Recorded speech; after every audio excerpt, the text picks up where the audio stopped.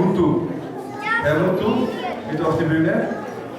So கடந்த சில நிகழ்ச்சிகளின் போது சங்கம் டாக் இன்ட்ரடியூஸ் பண்ணாங்க. ஸோ ஒவ்வொரு முறையும் சங்கம் டாக்கில் பல்வேறு தலைப்புகளில் பல்வேறு நபர்கள் கருத்துக்கள் எடுத்து வச்சுருந்தாங்க. அந்த வகையிலே இந்த முறை திரு முத்து அவர்கள் சர்க்கரை நோயை பற்றி, அதாவது prevention is better then cure சொல்லுவாங்க இல்லைங்களா, ஒரு சர்க்கரை நோயை பற்றி விழிப்புணர்வு ஏற்படுத்துவதாக ஒரு டாக் கொடுக்க போகிறாங்க. ஸோ திரு முத்து அவர்களை அழைப்பதில் பெருமகிழ்ச்சி அடைகிறோம்.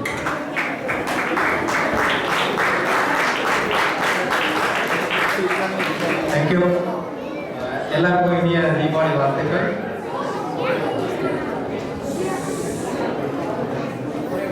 கொஞ்சம் ஃபர்ஸ்ட் ஸ்லைட் கண்டிப்பாக எதை பற்றி பேச போகிறோன்னா டயபெட்டிஸ் எப்படி அது வந்து prevention as well as cure. So அது மட்டும் இல்லை, அதோட கூட சைடு அதர் டாபிக்ஸ் இருக்குது. நிறைய பேருக்கு பேசும்போது செல்வம் அவங்க எல்லாமே வந்து கொஞ்சம் சாப்பாடை பற்றி நிறையா பாடலாம் பாடி பேசியிருக்காங்க. அப்புறம் காம்பரர் அவரும் நிறையா பேசியிருக்காங்க. ஒரு நிமிஷம் அதில்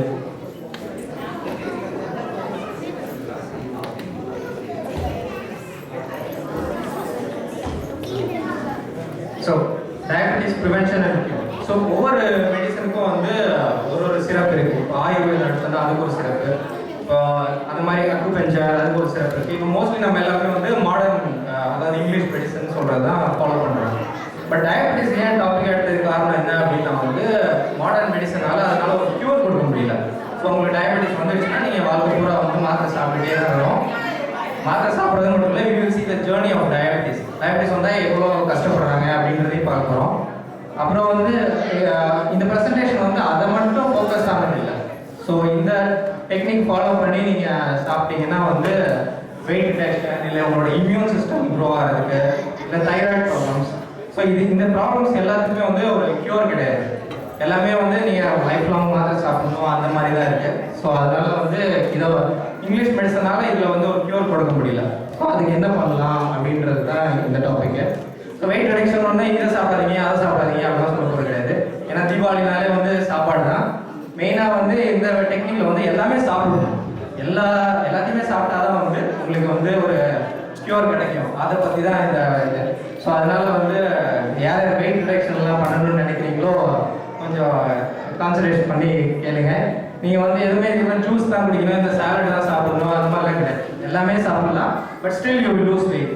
ஃபார் எக்ஸாம்பிள் நானே வந்து ஒரு 6 கிலோ குறைஞ்சிட்டேன். இப்போ உடனே குறைய முடியுமா அப்படின்னா கிடையாது. ஒரு மாதத்துக்கு ஒரு 1 கிலோ குறைஞ்சிட்டு I came down till 6 kilos. அதுக்கப்புறம் அப்படியே மெயின்டைன் ஆகிட்டே இருக்கு. ஸோ அதுக்கப்புறம் ஏறவும் இல்லை இறங்கவும் இல்லை. ஸோ தாராளமாக நீங்கள் இந்த மெத்தடை நான் டெஸ்ட் பண்ணிட்டேன். ஸோ நீங்களும் ஃபாலோ பண்ணலாம். Next so balanced diet. எல்லாம் பேலன்ஸ் டயட்ன்றாங்க. பேலன்ஸ் டயட்டுங்கிற பேரில் வந்து நம்ம வந்து பாதி டாக்டராகவே மாறிட்டோம். டாக்டரை மாறிட்டோம்னா அயனு, கால்சியமு, சோடியம் அது இதுன்னு என்னென்னலாம் சொல்கிறாங்க. ஒரு நாளைக்கு இவ்வளோ அயன் எடுத்துக்கணும், அப்படி ஒரு நாளைக்கு வந்து இவ்வளோ கால்சியம் கிடைக்கணும், இவ்வளோ சோடியம் கிடைக்கணும், அந்த மாதிரிலாம் சொல்லிருக்காங்க. ஸோ அப்படிலாம் நீங்கள் சாப்பிடணும் அப்படின்னா வந்து ஒரு வெயிங் ஸ்கேல் எடுத்துகிட்டு போயிட்டு அளக்கணும். ஒரு தடவை ஓகே 2 இட்லி சாப்பிட்டோம், இவ்வளோ கேலரி ஏறிடுச்சு. அப்புறம் கடைசியாக நைட்டில் கணக்கு போட்டு பார்த்தீங்கன்னா என்ன இருக்கும் அப்படின்னா வந்து ஐயோ இவ்வளோ ப்ரோட்டீன் நம்ம சாப்பிடல, அவ்வளோ நம்ம ப்ரோட்டீன் டெஃபிஷியன்சி வரப்போகுது அப்படின்னு தான் இது பண்ணணும். ஸோ அதனால் வாழ்க்கையை வந்து ஒரு கணக்கு போட்டெல்லாம் வந்து வாழ முடியாது. ஸோ எப்படி வந்து ஆட்டோமேட்டிக்காகவே வந்து பாடியில் வந்து என்ன சாப்பிடணும் என்ன சாப்பிடக்கூடாது அப்படின்னு ஆட்டோமேட்டிக்காக பாடியே வந்து முடிவு பண்ணிக்கும். ஸோ நம்ம வந்து அந்த பாடியோட சயின்ஸை மட்டும் கவனித்து அதுக்கு தேவையான உணவை கொடுத்தா போதும். அதனால இந்த மாதிரி கணக்கெல்லாம் போட வேண்டாம். ஒரு நாளைக்கு இவ்வளோ சாப்பிடணும், அத்தனை கேலரி சாப்பிடணும், கேலரி பேர்ன் பண்ணணும் அப்படின்றாங்க. அப்படிங்கிற கேலரி பேர்ன் பண்ணால் நான் சாப்பிடாமலே இருப்பேன், அப்போ நான் பேர்ன் பண்ணவே தேவையில்லை. ஸோ அதுதான் பேலன்ஸ் டயட் வந்து பேலன்ஸ் பண்ண முடியாது. அது மாதிரி ஒரு பட்டிமன்றத்தில் வந்து ஒரு ஜோக் சொன்னாங்க. ஒரு வாட்டர் பாட்டில் எடுத்து அதெல்லாம் சுற்றி பார்க்குறாங்க, இதில் வந்து எவ்வளோ கேலரி இருக்குது அப்படின்னு சொல்லிட்டுலாம். ஸோ அந்த மாதிரி ஒரு இதுக்கும் நம்ம பண்ண முடியாது. ஸோ இப்போ டயபெட்டிஸ் ஏன் மெயினாக காரணம் எடுத்துன்னா, இது டயபெட்டிஸ் வந்து எல்லாமே வந்துடும், எல்லா வியாதியுமே வந்துடும். அதோட ஜேர்னி எப்படி இருக்குது, மெயினாக முக்கியமான ப்ராப்ளம் அப்படின்னா இப்போ டயபெட்டிஸ் வந்துச்சுன்னா நம்ம டாக்டர்கிட்ட போனோம்னா கொஞ்ச நாள் ஒரு மாத்திரை கொடுப்பாரு, வாக்கிங் போகணும்பாரு. ஸோ வாக்கிங் எல்லாமே போயிட்டு வந்தால் ஒரு வருஷம் கழிச்சு பார்த்தோன்னா இல்லை உங்கள் டயபெட்டிஸில் வந்து இன்னும் கொஞ்சம் ஏறிடுச்சு. ஸோ இன்னும் மாத்திரை பவர் அதிகப்படுத்துவாங்க. நம்ம நினச்சிக்கோவோ ஆமாம் நம்ம ஒரு 10 நாள் வந்து வாக்கிங் போகல அதனால தான் வந்து அப்படின்னு சொல்லிட்டு இன்னும் கண்ட்ரோலில் இருக்கும். பட் என்னதான் கண்ட்ரோலில் இருந்தீங்கன்னா ஒரு 2 வருஷம் கழிச்சு இன்னும் மாத்திரை பவர் ஏறும். அப்புறம் இன்னும் 2 வருஷம் கழிச்சு இன்னும் கொஞ்சம் பவர் ஏறுவாங்க. அப்புறம் வந்து உங்களுக்கு மாத்திரைலாம் சரிப்பட்டு வராது, உங்களோட பேங்க்ரியாஸ் கெட்டு போயிடுச்சு, நீங்கள் வந்து என்ன பண்ணணும்னா இன்ஜெக்ஷன் இன்சுலின் போடுங்க அப்படிமா. சரி ஒரு 5 வருஷம் இன்சுலின் போடலாம். அப்படி போட்டுகிட்டே இருக்கும்போது என்ன ஆகும், ஒரு நாள் சடன் டெத் ஏற்படும். ஏன்னா வந்து சர்க்கரையோட லெவலை வந்து பேலன்ஸ் பண்ண முடியாததுனால இதர் என்ன என்ன ஒருத்தருக்கும் வந்து ஒரு காரணம் வரும். இப்போ வந்து சில பேருக்கு வந்து ரொம்ப ஸ்ட்ரெஸ்ஃபுல்லான லைஃப் எல்லாருக்குமே இருக்குது இந்தியாவில். ஸோ அதனால் நிறைய பேருக்கு வழக்கமாக ஹார்ட் அட்டாக் வரும். அப்படி இல்லைன்னா நீங்கள் வந்து கொஞ்சம் பயந்து சுபாவமாக இருந்தீங்க அப்படின்னா வந்து உங்களுக்கு வந்து கிட்னி கெட்டு போகும். அப்படி இல்லை வந்து ரொம்ப வந்து இப்போ தாமதத்தில் ஈடுபடுறாங்கன்னா அவங்க வந்து அது பண்ண முடியாமல் போகும். ஸோ அந்த மாதிரி ஒருத்தருக்கு யார் யார் வந்து எந்தெந்த உறுப்பை வந்து அதிகமாக யூஸ் பண்ணிக்கலாம், இப்போ கண்ணை அதிகமாக யூஸ் பண்ணிங்கன்னா உங்களுக்கு கண்டிப்பாக சரியாகாது. ஸோ அதில் இப்படி சொல்கிறத விட எப்படி சொல்லலாம்னா வந்து உங்களுக்கு ஏதாவது ஒரு வயிற்று வலி அப்படின்னு சொல்லிட்டு டாக்டர்கிட்ட போனீங்கன்னா முதல் கேள்வி கேட்பாரு, உங்களுக்கு சுகரு பிபி இருக்கா? ஓகே, அப்படின்னா உங்களுக்கு வந்து ட்ரீட்மெண்ட்டே வேறு மாதிரி இருக்கும். ஸோ சுகர் பிபி பேஷண்ட்ஸ் வந்து தனியாக ட்ரீட் பண்ணுவாங்க. ஸோ அதனால வந்து ஒரு க்யூர் அவங்களால கொடுக்க முடியல. So this is the problem டயபெட்டிஸ்னால இவ்வளோ பெரிய பிரச்சனை இருக்குது. ஸோ அதனால் அதை வந்து நம்ம எப்படி அட்ரஸ் பண்ணுறது அப்படின்னு பார்க்கலாம் நெக்ஸ்ட். ஸோ முதல்ல எப்போ சாப்பிடணும்? நம்ம எல்லாருக்குமே தெரியும் பசி இருக்கும்போது தான் சாப்பிடணும் அப்படின்னு சொல்லிட்டு. நம்ம வந்து பசி இருக்கும்போது தான் சாப்பிட்றோமா அப்படின்றது வந்து ஒரு பெரிய கொஸ்டின். நம்ம lunch time, breakfast time, dinner time, இப்படி டைம் போட்டு சாப்பிடலாம். ஒரு நாள் இப்போ வந்து நீங்கள் பிரேக்ஃபாஸ்ட் ஸ்கிப் பண்ணிட்டீங்க அப்படின்னா 11 மணிக்கு பசிக்கும். ஆஃபீஸில் போகும்போது 11 மணிக்கு சாப்பிட மாட்டேங்கிறீங்க, ஒரு மணி நேரம் வெயிட் பண்ணுவீங்க. ஆனால் உங்கள் உடம்பு அதுக்காண்டிலாம் வெயிட் பண்ணாது. உடனே அதை என்ன பண்ண ஆரம்பிச்சிடும் அப்படின்னா வந்து ஏற்கனவே நீங்கள் சாப்பிட்டு சேர்த்து வந்துங்கிறத எடுத்து யூஸ் பண்ண ஆரம்பிக்கும். ஸோ அதனால ஒரு எக்ஸ்ப்ளாய்டிங் யுவர் பாடி. ஸோ அதனால எதையுமே வந்து ஒரு டைம் போட்டு அப்படிலாம் சாப்பிட முடியாது. ஸோ அதனால இப்போ டைம் போட்டு சாப்பிடாதீங்க அப்படின்னு சொல்லிட்டு நீங்கள் என்ன பண்ணுவீங்கன்னா வந்து ஓகே பசி வர வரைக்கும் வெயிட் பண்ணுறோம் அப்படியும் பண்ணாதீங்க. ஏன்னா வந்து நீங்கள் முக்கியமாக ஒரு வேலை பண்ணிட்டே இருப்பீங்க, பசி வந்துட்டு உங்களுக்கு தெரியவே தெரியாது. ஸோ அதனால என்ன பண்ணுவீங்கன்னா நீங்கள் அப்பயும் சாப்பிட மாட்டீங்க, லஞ்ச் டைத்துலையும் சாப்பிட மாட்டீங்க. ஸோ அதனால என்னென்ன இப்போ இருக்க வாழ்க்கை நடைமுறைக்கு லஞ்ச் டைம்லையும் சாப்பிடுங்க, பிரேக்ஃபாஸ்ட்லேயும் சாப்பிடுங்க. பட் மெயினாக எப்போல்லாம் பசி வருதோ அப்போ சாப்பிடுங்க. ஸோ இப்போ வந்து உங்களுக்கு ஒரு பிரியாணி தராங்க, சிக்கன் பிரியாணி அப்படின்னு வச்சுக்கலாம்னா you have to ask your stomach, வயிற்று கேட்கணும் உனக்கு பசிக்குதா அப்படின்ட்டு. இப்போ எக்ஸ்ட்ராவாக ஃபுட்டுலாம் சொல்லணும். அது சொல்லுவோம், நியாயமாக சொல்லுவோம் எனக்கு பசி இல்லை அப்படின்னு சொல்லுவோம். அது பசி இல்லைன்னா சரி வேணாங்க அப்படின்னு சொல்லிடணும் நியாயமாக. ஸோ அதுதான் நீங்கள் வந்து ஃபாலோ பண்ணுங்க. இதான் ஃபர்ஸ்ட் சைன் ஆஃப் த பாடி. ஏன்னா எப்போ பசி வருதோ அப்போ மட்டுமே சாப்பிடுங்க. எக்ஸ்ட்ரா வர டைத்துக்கு சொல்கிறோம். நீங்கள் நார்மலாக சாப்பிட்ற பிரேக்ஃபாஸ்ட்டு அதெல்லாம் சாப்பிடுங்க. ஏன்னா வந்து ரொம்ப வந்து கரெக்டாக பசி வரப்போ நம்ம வந்து ரொம்ப வேலையில் இருப்போம். அப்போ அந்த வேலையில் இருக்கும்போது அது போயிடும். அதனால் அந்த வேலை முதுகாக சொல்லிட்டாரு பசி நமக்கு வரலப்பா லஞ்ச் டைத்தில், அதனால் சாப்பிடாதீங்கன்னா ஃபுல்லாக நீங்கள் சாப்பிடாம இருப்பீங்க. ஸோ அதனால் எப்போலாம் சாப்பிடுங்க. இப்போ திடீர்னு ஏதாவது ஒரு எக்ஸ்ட்ரா ஆஃபர் பண்ணுறாங்க, ஓகே இந்த மாதிரி பிரியாணி இருக்குது, அது இருக்குது, இது இருக்குன்ட்டு. ஸோ அது இருந்தாலும் நீங்கள் சாப்பிடக்கூடாது. மேபி பிரியாணி நீங்கள் சாப்பிடணும் அப்படின்னு நினைக்கிறீங்கன்னா ஒரு 2 ரவுண்டு ஜாக்கிங் போனீங்கன்னா உங்களுக்கு பசி ஆட்டோமேட்டிக்காக வந்துடும். அதுக்கப்புறம் சாப்பிடலாமான்னா வெயிட் பண்ணுங்கள், செகண்ட் ஸ்டெப். ஸோ என்ன சாப்பிடணும்? பசி வந்துட்டு உடனே ஃபஸ்ட்டு நம்ம வயிற்று கேட்டோம் பசிக்குதா அப்படின்னு கேட்டோம், ஆமாம் பசிக்குது அப்படின்னு சொல்லிடுச்சு. அதுக்கப்புறம் என்னன்னா நாக்கை நீங்கள் கேட்கணும், என்ன சாப்பிட விரும்புகிற. ஏன்னா மொத்தம் 6 டேஸ்ட் இருக்குது இல்லையா, அறுசுவை உணவுன்னு சொல்லுவோம். உங்கள் உணவில் வந்து 2வது பாயிண்ட்னா எல்லா சுவையுமே இருக்கும். இனிப்பு, கசப்பு, புளிப்பு எல்லா சுவையும் சாப்பிடணும். எல்லா சுவையும் சாப்பிட்டா தான் வந்து உடம்புக்கு தேவையான அந்த அயன் அதெல்லாம் முதல்ல பார்த்தோம் இல்லையா, அது எல்லாமே கிடைக்கும். அப்போ நம்மளுக்கு வந்து நம்ம மூணுக்கு ஏற்ற மாதிரி என்ன ஆகும் அப்படின்னா வந்து சில நேரத்தில் வந்து இனிப்பாக சாப்பிடணும் அப்படின்னு தோணும், சில நேரத்தில் வந்து கசப்பாக சாப்பிடணும், சில நேரத்தில் புளிப்பாக காரமாக சாப்பிடணும் அப்படின்னு தோணும். அது ஏன் அப்படி தோணுது அப்படின்னா வந்து போன தடவை அந்த ஆன்டிபயோட்டிக்ஸ் உதயவான் எடுத்தாரு, அந்த டாபிக் கூட ஒரு இதாக வச்சுக்கலாம். ஏன்னா இப்போ ஒரு நோய் கிருமி உள்ளே போயிடுச்சு அப்படின்னா வந்து உடம்பே வந்து ஒரு ஃபார்முலா போடும், ஓகே இந்த நோய் கிருமி எப்படி அழிக்கலாம் அப்படின்ட்டு. ஒருவேளை வந்து உங்கள் உடம்பு அந்த நோய் கிருமி போட ஃபார்முலாவில் வந்து சுவைக்கு தேவையான ஒரு இனிப்புக்கு தேவையான மருந்து இது இல்லாமல் இருந்துக்கலாம். ஸோ அதனால தான் உங்களுக்கு மூடு அடிக்கடி சேஞ்ச் ஆகிட்டே இருக்குது. இப்போ வந்து சில நேரத்தில் இனிப்பாக சாப்பிடணும் அப்படின்னு தோணுது, சில நேரத்தில் கசப்பாக சாப்பிடணும். ஸோ இனிப்பாக சாப்பிடணும் அது சமைக்கணும் அப்படின்னு அவசியம் இல்லை, ஒரு தேங்காய் கூட எடுத்து நீங்கள் சாப்பிடலாம். அந்த உங்கள் உணவில் சாப்பிட்டீங்கன்னா திருப்தி ஆகிடும். அறுசுவை உணவு சாப்பிட்டா மட்டுமே தான் திருப்தி ஆகும். ஏன் இப்போ நம்ம இங்கே வந்துருக்கோம், இன்னைக்கு சாப்பிட போகிறோம், கண்டிப்பாக எல்லாருமே திருப்தி ஆகும். ஏன் அப்படின்னா வந்து எல்லா சுவையுமே கண்டிப்பாக அதில் இருக்கும்.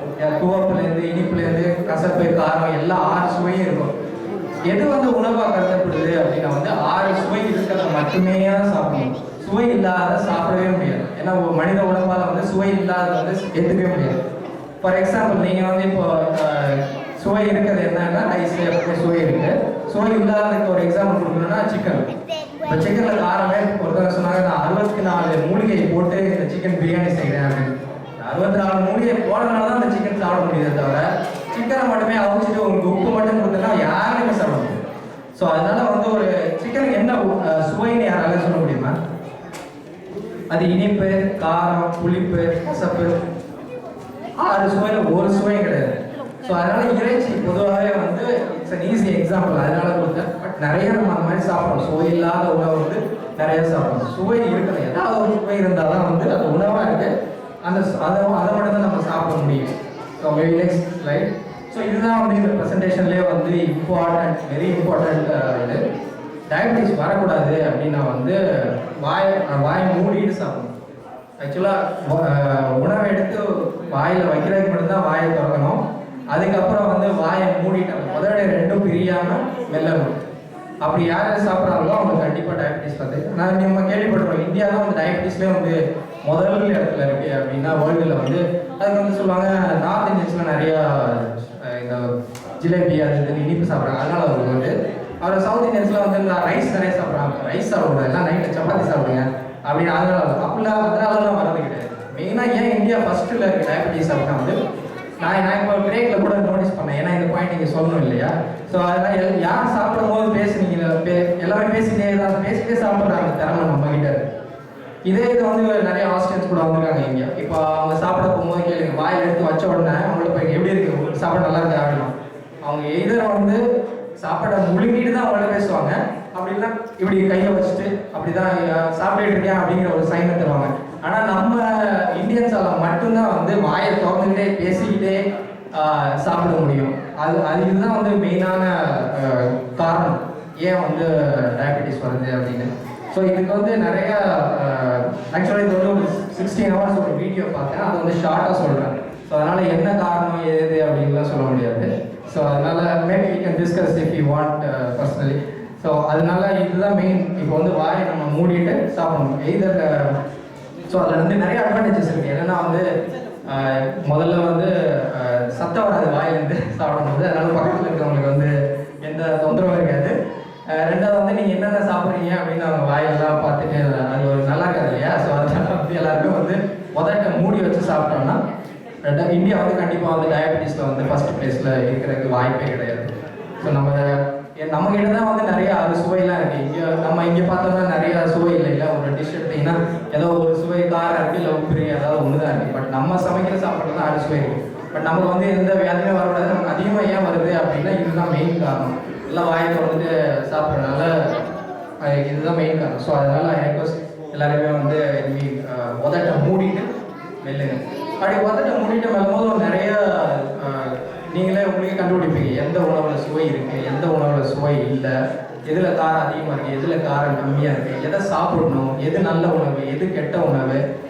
இப்படி முன்னாடிலாம் வந்து அட்லீஸ்ட் வாரத்துக்கு ஒரு தடவை நான்வெஜ் சாப்பிட்றோம் எனக்கு, இல்லைன்னா வந்து ஒரு மாதிரி ஆகிடும். இப்போலாம் வந்து நான்வெஜ்ஜாக சரி ஓகே சாப்பிட்லாம், மேபி ஓகே இல்லைன்னா நெக்ஸ்ட் வீக் சாப்பிடலாம், ஒன்றும் பிரச்சனை இல்லையே. ஏன்னா வந்து அந்த வாய் மூடி மெல்லி சாப்பிடும்போது அதில் ஒரு சுவை இருக்க மாதிரி எனக்கு தெரியல. அதனால தான் வந்து அதில் அவ்வளோ ஒரு நாட்டம் இல்லை அதை சாப்பிடணும் அப்படின்றதுனால. ஸோ அதனால் எதை நீங்கள் வந்து விடுறதா இருந்தாலும் வந்து நீங்களாக யோசித்து ரசித்து நல்லா பண்ணிட்டு தான் விடணும். ஸோ அதுக்கு அப்புறம் வந்து தண்ணி குடிக்கணும். எப்போ தண்ணி குடிக்கணும் அப்படின்னா வந்து தாகம் எடுக்கும்போது தான் தண்ணி குடிக்கணும். இது வந்து ரொம்ப கொஞ்சம் கஷ்டம் தான். ஏன்னா வந்து தாகம் எடுக்கும்போது நம்ம ஏதாவது முக்கியமாக வேலை பார்த்துட்டு இருப்போம், அப்புறம் நம்ம தண்ணி குடிக்க மறந்துடும். மெயினாக வந்து சாப்பிட்ட ஒரு 1/2 hour முன்னாடி பின்னாடி வந்து தண்ணி குடிக்கக்கூடாது. ஏன்னா உங்களுக்கே தெரிஞ்சிருக்கும் அந்த என்சைம்ஸ் எல்லாமே வந்து ப்ரிப்பேர் ஆகிருக்கும் நல்லா டைஜஸ்ட் பண்ணுறதுக்கு. அதை வந்து டைல்யூட் பண்ணிவிட்டோம். ஸோ அதனால் வந்து டைஜஷன் நடக்காது. ஸோ மெயினாக வந்து அதனால் தண்ணி எப்போ தாகம் எடுக்குதோ அப்போ மட்டும்தான் தண்ணி குடிக்கணும். இதெல்லாம் நமக்கு எல்லாமே தெரியும். பசிக்கும்போது சாப்பிடணும், எடுக்கும்போது தண்ணி குடிக்கணும். பட் அதெல்லாம் நம்ம ஃபாலோ பண்ணுறது இல்லை. இப்போ எப்போவுமே வந்து எல்லா இடத்துலையுமே வந்து ஹோட்டல்ஸ் போகும்போது தண்ணி மெயினாக ஃபஸ்ட் எடுத்து வச்சுருவாங்க. ஸோ அதாவது நீங்கள் சாப்பிட்றது செய்யக்கூடாதுன்ற மாதிரி. ஸோ அதனால வந்து தண்ணியை வந்து குடிக்காதீங்க. அப்போது அட்லீஸ்ட் அப்படி இல்லைன்னா வெயிட் பண்ணுங்கள். ஸோ இதான் மெயினாக என்னென்னா ரெஸ்பெக்ட் பாடி சயின்ஸ். ஸோ உங்களுக்கு என்ன சாப்பிடணும்னு தோணுதோ அதை வாயை மூடிட்டு சாப்பிடுங்க. காரமாக இருந்தாலும் சரி, புளிப்பாக இருந்தாலும் சரி, அந்த நேரத்தில் என்ன தோணுதோ அதை சாப்பிடுங்க. ஸோ இதுதான் வந்து it's end of the presentation. Thank you so much for.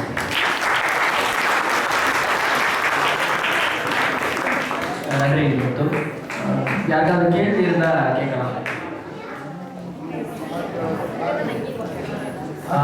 Thanks Muthu. எல்லாருக்கும் வணக்கம், தீபாவளி நல்வாழ்த்துக்கள்.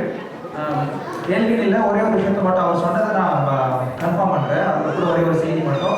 அவர் சொன்னார் சாப்பிட்ட முன்னாடியும் பின்னாடியும் வந்து தண்ணி குடிக்கிறத அவாய்ட் பண்ணலாம் அப்படின்னு சொல்லியிருந்தாரு. எனக்கு உண்மையிலே நடந்த ஒரு விஷயம் எனக்கு நடந்தது. நான் சென்னையில் இருந்தப்போ வயிறு ஒரு மாதிரி உப்புசமாகவே இருந்தேன். நான் ஒரு டாக்டர் கிட்ட போயிருந்தேன். ஒரு தமிழ் மருத்துவர், அவர் சித்த மருத்துவர், அவர்கிட்ட நான் போயிருந்தேன். அப்போ அவர் வந்து என்னப்பா என்ன பிரச்சனைனா வயிறு உப்புசமாகவே இருக்குது அப்படின்னு சொல்லிட்டு இருந்தேன். அவர் வந்து ஒரு மாத்திரை மருந்து அவனுக்கு தேவை, தண்ணி குடிப்பியா அப்படின்னு கேட்குறேன். குடிப்பேன், நல்லா குடிப்பேன். எப்போ குடிப்பேன்? சாப்பிட்ட உடனே குடிப்பேன். சாப்பிட்ட உடனே குடிப்பேன். ஏன்னா வீட்டில் என்ன சொல்லுவாங்கன்னா சாப்பிட்ட உடனே தண்ணி குடிக்கணும், அடிப்பாங்க. சாப்பிட்டல எந்த சொல்ல பாரு தண்ணி குடிச்சிட்டு போ அப்படிம்பாங்க. அது பழக்கம் சாதாரணமாக நம்ம செய்யறது. அப்போ அவர் என்ன சொன்னா, ஒரு சின்ன உதாரணம் அவர் சொன்னார். வீட்டில் எல்லாருமே வந்து மாவு அரைப்போம். எல்லாருமே பார்த்துப்பீங்க, மாவு அரைப்போம், அரிசி மாவு அரைப்போம். அரிசி மாவுக்கு அரிசி முதல்ல போட்டுருவோம், அரைக்க ஆரம்பிக்கும். அரிசி மாவுக்கு தேவையான தண்ணி மொத்தத்தையும் ஒரே சமயத்தில் ஊற்றுவோமான்னு பார்த்தா இல்லை. அப்படி ஊற்ற மாட்டோங்க. கொஞ்சம் கொஞ்சமாக தண்ணியை கூட்டி அது குழைய தான் குழைப்போம். உங்கள் உடம்பு ஒரு கிரைண்டர் தான், வயிறு ஒரு கிரைண்டர் தான். சாப்பாட்டத்துக்கு உள்ளே கொட்டிடணும், கொட்டின உடனே உள்ள அரையணும், அரைப்படணும். அதான் விஷயம். தண்ணியை முடக்க குடிச்சிட்டோம் அப்படின்னா அரிசியில் தண்ணி ஊற்றி சீக்கின கிரைண்டர் மாதிரி தான் நம்ம வயிறும் அந்த சாப்பாடு அரைப்படாம அதில் இருக்க மொத்த சட்டையை எடுத்துக்காம அது அப்படியே வெளியே அனுப்பிச்சிடும். அதனால தான் சாப்பிட்டு முடிச்சு கொஞ்ச நேரம் வெயிட் பண்ணுங்க அப்படின்னு சொல்றது. அவர் என்சைம் டைல்யூட் அப்படின்னு சொன்னது எல்லாமே வந்து இதுதான். அந்த உள்ள இருக்கிற சுரப்பிகள்லாம் சுரந்து அந்த சாப்பாட்டை அடிச்சு அது உள்ள இருக்கிற சத்தெல்லாம் எடுக்கணும். ஆனால் நீங்கள் அதை விடாம தண்ணியை கொடுத்துட்டீங்கன்னா அது அதோட செயலை இழந்து போயிடும். அதனால தான் சாப்பிட்ட உடனே தண்ணி குடிக்காதீங்க. நான் முதல்ல இங்கே முதல் தடவை வாசிக்க அதை பார்த்த ஒரு நல்ல விஷயம் என்னன்னா, சாப்பிடும்போது யாரும் தேவையில்ல தண்ணியை வைக்க மாட்டாங்க. அப்போ நான் யோசிச்சேன், இவங்களுக்கு எப்படி தெரியுது ஒரு உணவு பழக்கமே அப்படிதான் இருக்கு அப்படின்றது ரொம்ப வித்தியாசமாக நான் பார்த்தேன். ஆனால் அது ஒரு நல்ல செய்தி, அந்த தண்ணி குடிக்கிறது அப்படிங்கிறது. ஸோ சாப்பிடும்போது நானும் தண்ணியை ஒழிச்சு வைக்க போகிறேன் இப்போ. தேங்க்யூ முத்து, தேங்க்யூ. நன்றி. வேற டாக்டர் தவிர யாரெல்லாம் Good evening. Muthu, good presentation, but there is some correction which I would make because you should not convey the wrong message. First of all, I would like to clarify: diabetes is caused. There are two types of diabetes. One is insulin dependent, that is type 1 and type 2. Type 2 is the most majority of the patients who will be getting it. You want me to talk in Tamil or English? Like, because in English will be very clear and scientific, I can't express scientific terms in Tamil. But you can ask me the doubts in Tamil. Okay? இப்போ என்னன்னா, இந்த நம்ம சாப்பிட்ற சாப்பாடுக்கு when you are eating and you are digesting, the pancreas has to secrete insulin to absorb in form of glucose and function. Okay? And now, if we are not able to secrete insulin, then we get diabetes. Simple terms. Can anybody understand? I hope everybody can understand. Normally, can anyone guess how long will our body, what time our body takes to see the glucose level in the body? 90 seconds. For every 90 seconds, our body has an auto-regulatory mechanism to secrete the glucose and to secrete the insulin according to it. Okay. Now, what I would like to say is this: diabetes happens not just suddenly; it happens over a period of time. It takes average of around 8 to 10 years for anyone to become diabetic, and there is a in-between phase where you can be diagnosed of a diabetes and take corrective measures and change your diet. This is the basic cause of diabetes. And diabetes is very related to the food. And like our brother Selom has presented, because this is a correction I would like to make. Rice is a very, very important factor. When you eat rice, when you eat the rice, the glycemic index, the sugar value shoots up in 4 to 6 hours and then comes down. But when you eat a chapati, the sugar value doesn't shoot up, it goes like a plateau. That is the reason why we say that avoid rice. That is why we recommend to eat ragi or chapati or whatever. And another just small doubts and small clarifications I'm making. ஒரு ஆக்சுவலாக சொல் இந்த point எனக்கு தெரியல. என்ன diabetes diagnose பண்ணிட்டாங்கன்னா இப்போ ரீசெண்டாக ஒருத்தவங்க போய் டயபெட்டிஸ் டயக்னோஸ் பண்ணோன்னா அவங்க நர்ஸ் ஒருத்தவங்க இருக்காங்க, அவங்க சொல்கிறாங்க ஓகே இதெல்லாம் உங்களுக்கு வந்து ஒரு பட்டியல், இதெல்லாம் நீங்கள் சாப்பிடக்கூடாது, இந்த மாதிரி பீட்ரூட் அந்த மாதிரி நிறையா ரைஸ், ஆக்சுவலாக இதெல்லாம் நிறையா ப்ரோட்டீன்ஸ் நிறைய விட்டமின்ஸ் இருக்குது, பட் ஆனால் இதை சாப்பிடக்கூடாதுன்றது இதை சாப்பிடாதீங்க, பட் ஆனால் இந்த டேப்லெட் சாப்பிடுங்க அப்படின்னு சொல்கிறாங்க. ஸோ அதுதான் அந்த இடத்துல யோசிக்க வேண்டியதாக இருக்குது. ரெண்டாவது என்ன, அது வந்து ஒரு க்யூரே கிடையாது. இப்போ நம்ம டயபெட்டிஸ்க்கு மாத்திரை கொடுக்குறோம். Diabetes is not a disease, it's only a disorder which cannot be cured. You have to control your diet and activity, and as well as take a medication according to it. You know, see, diabetes can be even controlled by exercise. Yeah, Because when you spend energy, you can control your body glucose level. But என்னன்னா வந்து that's right, but என்ன control பண்ணுறது அப்படின்றதுல வந்து எனக்கு வந்து ஒரு Yeah, control of diet. See, சரி எதனால வந்து டயபெட்டிஸ் வருது அப்படின்னு because of overeating. Overeating is the main reason, I tell you. Because before 40-50 years, we used to have people eating normal diet. Now we have people overeating. If you see on average, people are overweight. Before 40 years, if you see people, they are within the weight, as well as they used to have good exercise. We don't do exercise, so we are not spending the energy. That is the main reason. And we are overeating nowadays. இப்போ வந்து okay, but ஆனால் வந்து இப்போ energy சாப்பிட்ற எனர்ஜியை spend பண்ணுங்க அப்படின்னா வந்து extra mathematical calculation. Yes, I'll give you one example for it. Because இப்போ கேலரி பர்ன் பண்ணா அப்படின்னா ஓகே நான் இப்போ சாப்பிடாமலே அதெல்லாம் பர்ன் பண்ணவே தேவையில்ல. No, not like that. You know, if you exercise after eating, you control your diabetes.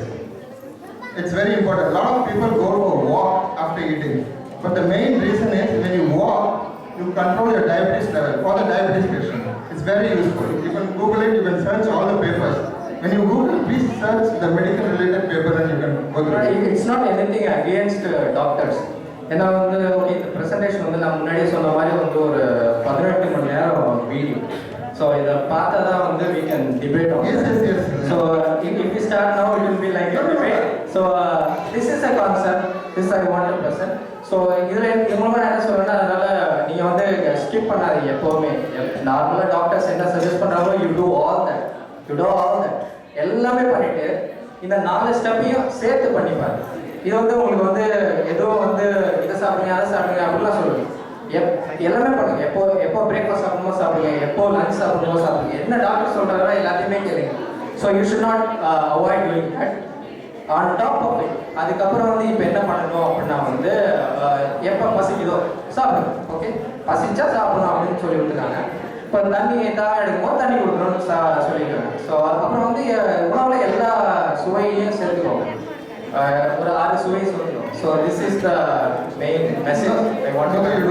But இது வந்து நான் வந்து ரொம்ப சயின்ஸ் பேச விருப்பப்படல. ஏன்னா வந்து நம்ம சாப்பாடை பற்றி பேச போகிறோம். ஸோ அதனால You did a good job. I came to make some correction what you are doing. No, I think Nothing else. Okay. But we can take the offline.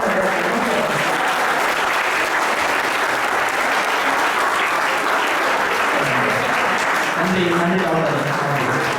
இதை ஒரு ஹெல்த்தி டிபேட் தான் நான் பார்த்தேன். ஸோ நேரமின்மை காரணமாக நான் இது பண்ண வேண்டியது ஒரே ஒரு கடைசி கேள்வி. Thank you very much. Actually, although there is a good exchange, right? The last time இது போன்ற ப்ரோக்ராம் உண்மையாக very educated. உண்மையாக நாங்கள் கணக்கு விஷயங்கள் அறிய முடியாது. இந்த வகையில் நல்ல ஒரு யூஸ்ஃபுல்லாக இருந்துச்சு இந்த exchange. Actually, I should congratulate him. Thank him for the presentation and also the intervention also is very good. And particularly useful in Samarnath in the நன்றி.